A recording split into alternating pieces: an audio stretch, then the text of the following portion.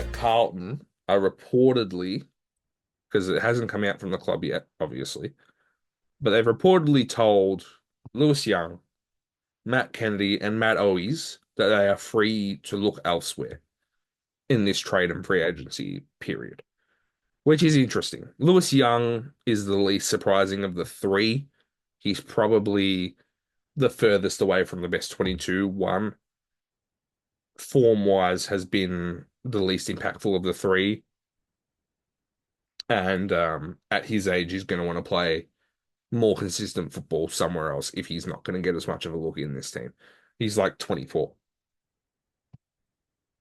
And at 24 years old, 25 years old rather, at 25, he's going to want to make more of this sort of period of his career. So I'm happy to see him go. I love Lewis. I think he's a great bloke, a great player at his best. He needs to be able to showcase that. And I don't think he's going to be able to do it in this Carlton team. The way we're tracking with other defenders. Owies and Kennedy, this is a little bit more newsworthy. Obviously, Matt Owies was probably our best, definitely our best small forward this year. Our third highest goal kicker, other than the two Coleman medalists. I thought he was very good. And he'd probably have a place in our best 22 were he to stay. I think, obviously, these are what we're seeing here is very ruthless decision making, and I love that. I absolutely love that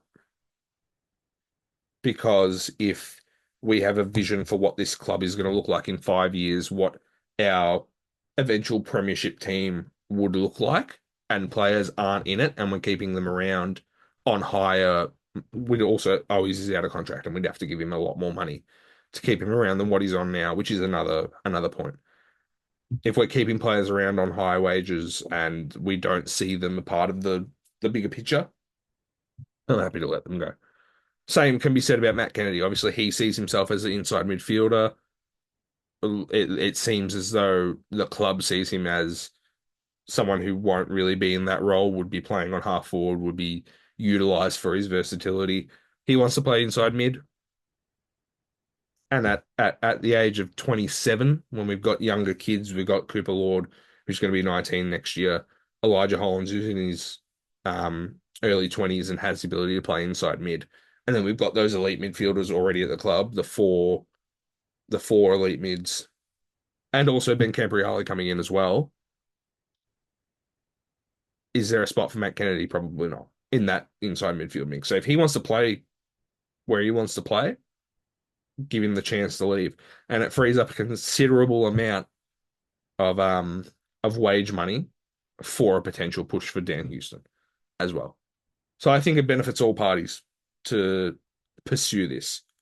If Owies doesn't find a club and we're able to keep him at the club on a lower wage, I'm sure they will do that because he's a useful asset. But yeah, whatever happens, happens. I back the club in. I think everything from this point has to have a long-term lens on it, in the sense of where we want to be as a football club, premiership wise, competing. I think you have to think about what players are going to be in that mix. So, with that in mind, I'm okay with all this.